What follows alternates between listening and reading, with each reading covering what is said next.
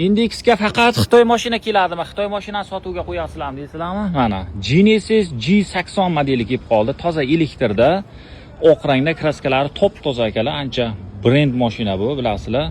Seriozniy odamlar yuradi. Michelin ballonlar. Xo'p, mashinada ikkita elektromotor turibdi, 87 kilovatlik batareya. 370 kuchi bor, turu 9 sekundda yuzga chiqadi, 550 km zapas xod. Kurgoy tonirovkalar qilingan, bisklichoylari, slipoylar, pultlari, mana old orqa yurg'iz ekan, nimalar qilsa bo'lar ekan. Perforatsiyalik sideniyalarda shaybalik skorslar 45874 km yuribdi. Abduf abagirevlari bor, orqalarida ham abagirevlari bor ekan. Genesis G80. Mashina zo'r, kraskalari ham top-toza, bir qo'l O'zbekistonda minilgan, Xitoyda yoki Koreyadan o'zida yurmagan bu mashina o'sha Orientdan olingan ekan palon pulga. Xo'p, narxi 45 ming, manzil Toshkent Index, Sergeli